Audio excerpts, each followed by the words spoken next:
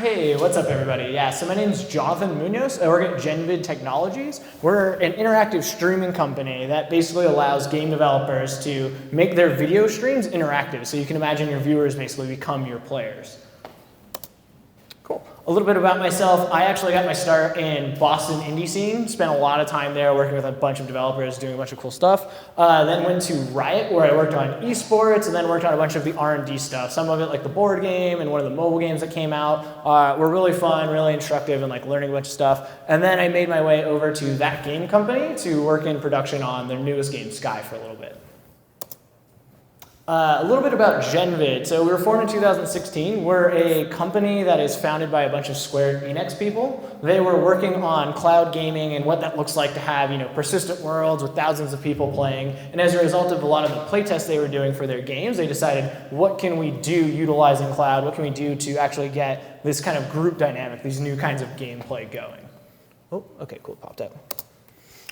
So the key thesis is exactly that. It's what happens when you have your game being able to be interacted with all of these people that may be watching on like Twitch or Mixer or YouTube, any one of these streaming platforms.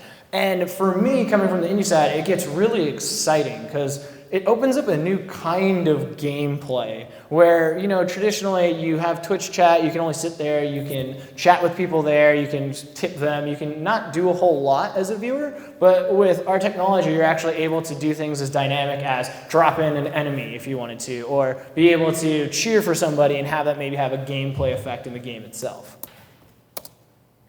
And the reason that we kind of view this and why a big part of my job is just going out and telling developers about this is right now the paradigm is you're trying as a game developer to get people that don't play your game to buy your game and play. But you may have like hundreds, if not thousands of people watching somebody play your game on Twitch that you never see a dime from, you don't get that active engagement. They may like follow you on Twitter or like do things on your social media, but you're not getting a direct connection with them.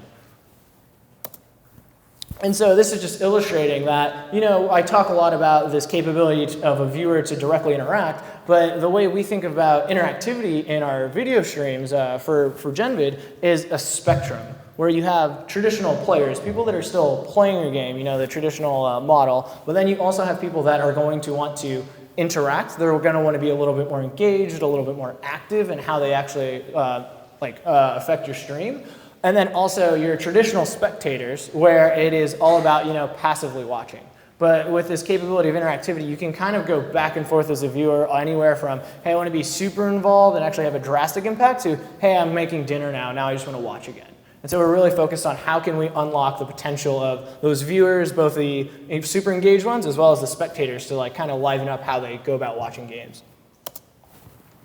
And exactly that. So it's this new form. Like you can think about if I, as a viewer, can be watching somebody play Binding of Isaac, right? And suddenly I can affect, maybe it's not something as drastic as dropping in an enemy. Maybe that will mess with the balance too much. Maybe I can affect the RNG for my favorite streamer. Maybe I can like have a more rare drop come in and be able to help them along. Or maybe I can hinder them, like this whole floor, they're blinded and they can't see any of the items they pick up. So it kind of introduces this new dynamic of how you can play and watch games.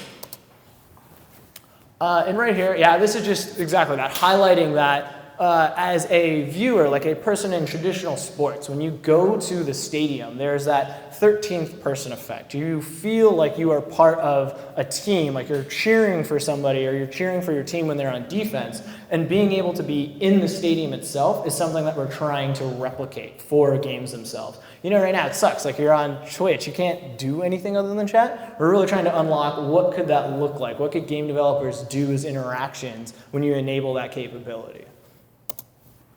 Oh yeah, and so one of the big public-facing ones, because I know what I've been talking about may seem a little abstract to a certain extent, one of the big games that we've partnered with already is Valve with CSGO.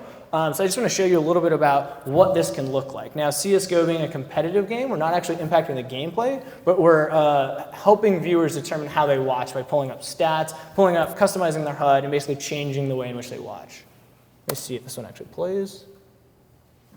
Okay, yeah, so it's muted. That's fine. So I'll do a little bit of a talk over on this. So like right here, we're actually, as a viewer on Twitch, no download of anything, you can actually choose what player POV you're watching. You can pull up detailed stats on somebody. You can even change the crosshair color. Like, this is just an example of the types of changes you can do to your game to make it more accessible. Like for me, I'm very, very motion sick. I can't watch VR games when they're played because that first person perspective, even watching stuff like Overwatch, it like kind of hurts to like get jerked around and see what's going on. So being able to do like anchored cameras and being able to choose how I watch would make it much more accessible and something that would make me actually able to watch it. Oh yeah, and this is just a screenshot of exactly that same information. Like I could dismiss all of this, I could pull up different information. It's basically highlighting that I can choose how I watch. And so the long-term goal of Genvid is basically exactly that, where we're taking that traditional, player, participant, viewer, and actually making it so that at any given point as a person watching on Twitch, you can kind of run that gambit. And something I really want to highlight here too is that games that think about this earlier get to have those deeper engagements. They get to think about like, hey, how does this work in the balance of my game? And so games like CSGO that have been existed for decades now, there's still potential there, but it's really important to think about if I want to do interactions, how do I do this without totally wonking out the balance of my game? How do I do this effectively? And this one, I just like to talk about this one because this one's super weird. Because this one is a game that is, it's actually from a developer called Pipeworks here in Eugene, Oregon. And so they made this interesting, basically ant farm. It's like a mirror episode of Black Mirror meets The Sims set on the island of Lost.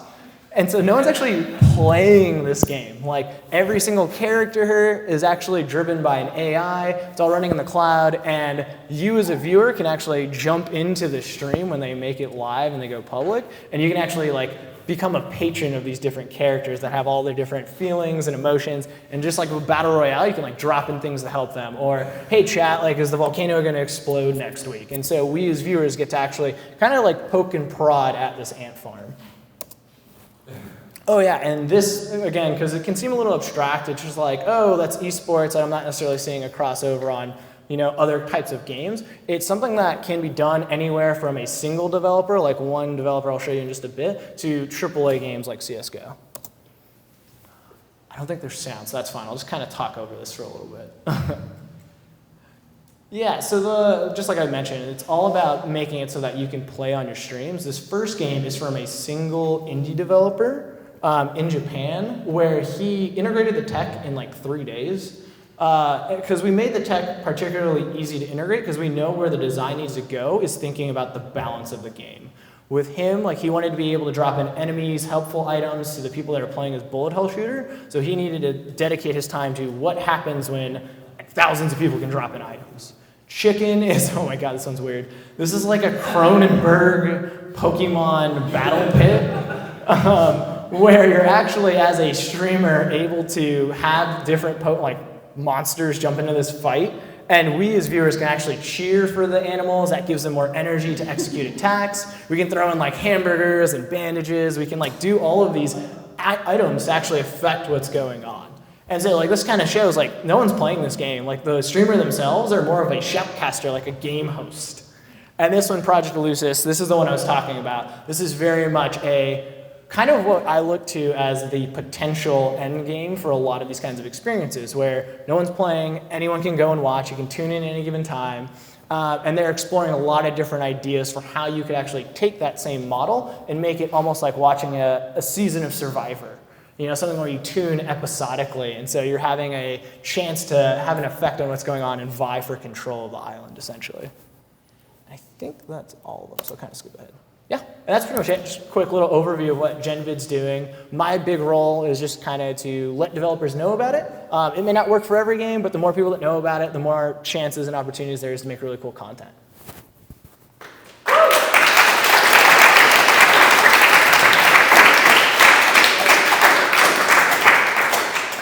So I don't know if you actually said this out loud, but the last time you showed that ant farm game, so it's kind of like reality shows. That one is kind of like you're interacting within a reality show. Yes. So, yeah, the question. I love that. Yeah, so the question was that last game, it's almost like a reality show. And so, yes, that's actually one way to contextualize it. You can imagine like watching The Bachelorette or watching Jersey Shore, though don't do that, and being able to like affect what's going on. Like either as dramatically as like, hey, we don't think you should actually vote off this person, we now want to vote off this person instead, or something less drastically of impact where it's just like, who is the favorite person right now? Like, who is somebody that we're all like wanting to see win? Yep. So I guess like part of what I noticed when streaming is the lack of communication from the streamer is usually not driven so much by like a lack of opportunity to interact, but just like bandwidth. Mm-hmm. They just aren't able to like respond to people while engaging in like high level play. Does Genvid like do something to like help with game design that gives players something to do that doesn't require the streamer's attention? Sure, yeah. So the question was, does Genvid provide opportunities to allow the viewers to engage with the streamer that don't necessarily take full attention from the streamer?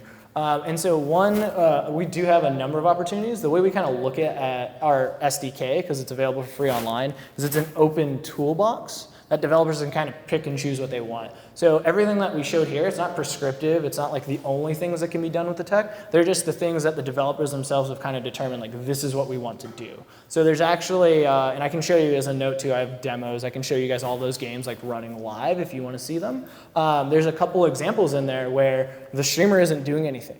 The streamer is playing their game, they're going along, and to them, the reaction, the input they're getting from the viewers is having an impact potentially on their gameplay, but it's not something they're like, I have to now as a streamer elect for that to happen. They basically go into, hey, I have interactive mode on, and then they're able to just have that input from viewers. So it's more or less like a platform for people to interact with what's going on in the stream, like between where like it's something like a different way to view the stream versus something like Salty Bet where it's like it's a game in itself. Sure, so if I understood the question right, it's basically, maybe you repeat that one more time? I kind of got lost as I thought about it. It's just like, I was just saying it's more of a clarification sort of deal. Like, Sure, yeah. So in your example of like comparing salty bets to kind of like some of the stuff that's shown here, like there is the potential to have it all running in the game itself, or excuse me, like all in the streaming platform. Because we're streaming platform agnostic, a lot of developers determined to do Twitch. And so one of the examples, Chicken, the kind of Cronenberg monster one, like the viewers themselves don't have to download anything, nothing changes from their overall experience. You could do an additive experience like Salty Bets does, you know, with like Waifu Wars and like all the side betting and all the crazy stuff they have. It's kind of like its own ecosystem. That's not necessary for Genvid, but it also doesn't disallow it. So if a developer was like, hey, I want a metagame system that I want to build on how my viewers watch and interact with the stream, that may be some kind of like RPG that's totally separate from the game that they're actually watching, totally viable. You could do that. So when you were bringing up the Counter-Strike example, it seems like each viewer then could be getting a totally separate view of the game. How do you deal with that in terms of like what's being streamed? Because traditionally, you have a stream that's going to all users. Is it being done on the stream platform level, or? Sure, great question. The question was, how are we handling as Genvid all of the different users being able to pick and choose what pops up, and is that even like what happens? To answer that, yes, each viewer gets their own choice of what's shown there. So like if you and I are watching CSGO and I decide, hey, I want to watch like Jason's POV, it's not suddenly going to change to Jason's POV for you. And the way that we actually handle that is with Twitch specifically, it runs in what's called the Twitch extensions program, which is basically a little bit of web code that generates an overlay onto Twitch. And so you can imagine with those things like stats, with the mini map that pops up, that's just the Twitch extension popping up an overlay depending on what you as a viewer choose. And then for different POVs, we're actually integrated directly into the CSGO server. So that way we can pull that data and actually generate the different broadcasts for the different views. So at any given point, there's technically, depending on the number of players and how many other side cameras they want, there's usually like 10 player cameras that you can pick and choose from at any given point. Did that answer your question? It's generating several different streams, just the viewers choosing which one. Yeah, and CSGO, I didn't call it out because it's not shown here, but we have a really cool relationship with Twitch where they get us like all the shiny things early. So on the most recent esports event we did a couple weekends ago, I think it was 2 weekends ago, where you had this thing called Command Center, so you don't even have to switch channels like in a tab. You just click at the top and it shows you a different POV. Yeah. Something that I would imagine would be a problem, technical thing would be, depending on what kind of streamers are streaming the game or the content that is being played, the number of viewers could like drastically change like what could actually be going on to a point where like if you have no viewers, then nothing's happening, or only a couple viewers, almost nothing's happening. If you have 100,000 viewers, then like it's just absolute bedlam. Is there a means to like introduce like scaling based on like what kind of viewers you have? Yeah, that's a super good question. That was the first one I asked when I interviewed. So not to pat myself on the back, but I've had the same exact thought. So the question was, how do you handle scaling? Like what happens when suddenly a very popular streamer gets, like 10,000 people? What does that do to your game and the balance? So it's a really good question. One of the games that I showed, Space Sweeper, the little bullet hell one from the one developer in Japan, he actually kind of faced the same problem. Like as he was doing test streams, he would get like 50 people and everything would be balanced appropriately for the currency they get from passively watching. And then suddenly he'd get like a couple hundred people and he's like, wait, like there's bombs going off every 3 seconds. And so something that we've learned over time, and this is something that's easy enough to do, especially on Twitch, is you kind of can pick and choose like how to dial it based on the scale of a given stream. And so something that I didn't go too deeply into, what he does is he actually has integration with Twitch bits. So as people are, like they're able to pay like, let's say 25 cents when there's only 10 people, drop a very powerful item in. If there's suddenly 10,000, like Ninja or somebody's playing it, someone huge, it will suddenly be, instead of 25, it scales to, hey, now it's $5 to make it so that not only are devs generating more revenue from higher viewership, but it also is then scaling dynamically so you're not suddenly having everybody spamming a nuke at 25 cents. Yeah, and that's something that is very easy to fine tune, but that's also why we tried to make the SDK super easy to integrate, because you're already thinking about the balance, like how does this work when you have potentially thousands of people playing?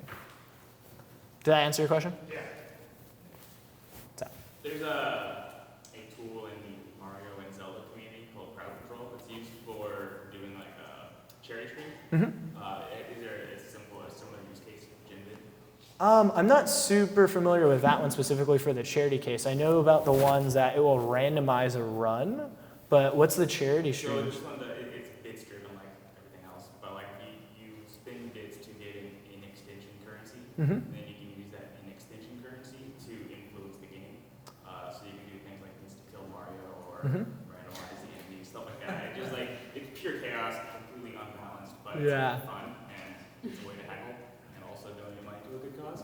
Yeah, no, now I remember a little bit about this. I haven't dived too much into it. You totally could use extensions for something like that, and there is existing tech for if you wanted to do more simplistic things like that, where it's just currency and then impacting the game. One of the benefits of Genvid in particular is the ability to synchronize your video based on like you watching Twitch and your Twitch latency. So for example, like if we're both watching CSGO, one of the issues I've noticed with most extensions that do that kind of currency or do some kind of impact on gameplay, or even Twitch Plays Pokemon is a good example, like you don't have it's not synchronized to like your input to the video. So if you're like, cool, I want to spend this money and have this gameplay effect happen right now, you're still potentially going to be like 30 seconds before it happens. Or with some of the like NBA 2K stuff, or not 2K, but the NBA stuff that they're doing in games, they have data, they have stats, but it won't be synced to your video. So like you may be up to the most recent, so you're seeing all the points come in appropriately. But if I'm like 20 seconds behind you, I'm like, wait, who scored and why is that already showing up? It can spoil you. So with Genvid, it actually takes that broadcast, that video that's coming in that we're generating, and actually synchronizes it to what I as a viewer see. So that way I'm not suddenly seeing someone pop up on CSGO like, wait, they're dead. Like I'm having it happen as it's happening with the data. Did that answer your question? Yeah. Well, I feel like I have a billion more questions, but. We can talk more too, yeah. Yeah. What's that? So you brought up the point in regards to the scalability that like, say if you have like a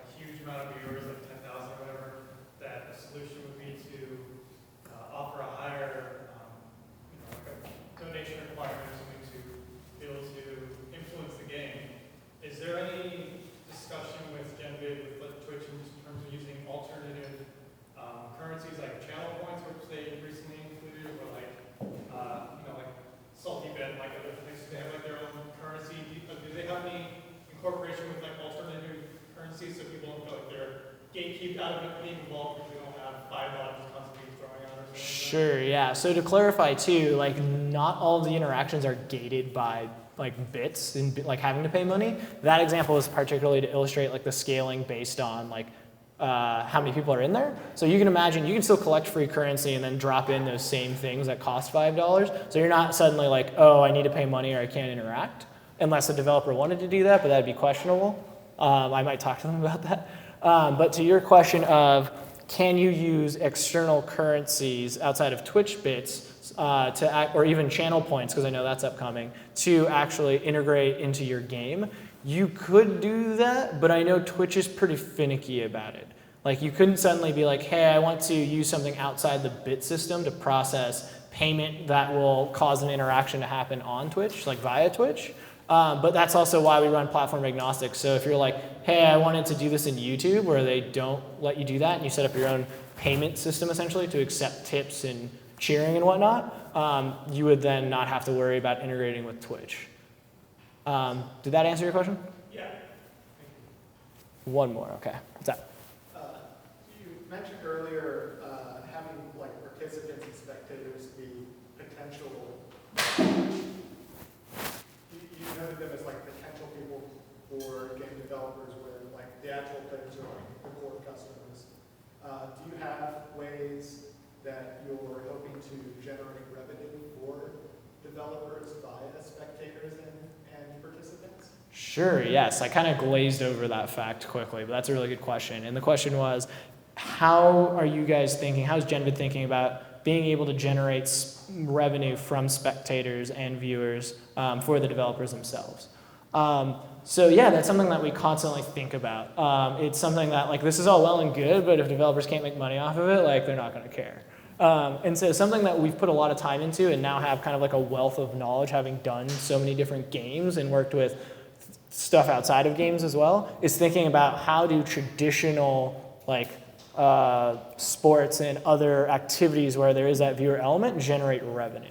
One of the cool parts about that is not only like the ability to impact gameplay, you could also do stuff like some way to call out the viewer themselves. You know, like Kiss Cam comes around, and I'm not saying you would want to monetize Kiss Cam, but you can imagine, I didn't say that, but you can imagine if you gave viewers an opportunity to like, hey, highlight me right now, or hey, like let's do the wave in this virtual stadium, but I pick the emoji. There's all kinds of cool little things that developers can do like that to get that. You would think about that, like if you asked a player to do that, they'd be like, no, that sounds dumb because I'm playing the game, like why would I want to do that? But as a viewer amongst a whole crowd, like being able to call yourself out or make something happen is actually very compelling. Did that answer your question? Sort of. Like, how are you thinking about getting money from the participants and the spectators to the developer when you're going through these platforms that are primarily geared towards pushing money to the streamers themselves? Sure, that's a great question. So primarily what we have happen, and this is not always the case, but what we always try and strongly advocate for when working with developers is the capability to run your own Twitch channel. So you can imagine something like, this is just an example, Binding of Isaac, right? You might have multiple people playing the game, but if they set up Binding of Isaac, excuse me, to actually be able to pull that video from any given person playing anywhere, you can imagine the climb to the top or the person that is the furthest along, essentially, and that becoming like the dev-controlled stream. So any interactions, anything that happens there is going directly to the developer via that channel. That's something that we generally strongly advocate for when having to go the traditional model of like, because you can imagine in this, like you don't necessarily need a streamer. Like depending on your game mode and what you make. Like the Coliseum mode, they do give that out to streamers, but they do their own channel where it's just like, hey, we're gonna have crazy mods that are only specific to this channel, and the streamers are kind of like the attention getters that then funnel people into that main channel where the developer's reaping all about the benefit of the bits spent there. There is the talk of like, there is when you give a streamer like, hey, this is a special build that has this interactivity in it, there's then talks of like, oh, like a contract of rev share, or is it just like a goodwill to get people's attention to drive to the main channel? That's kind of something that we work with developers to see what makes sense for their game.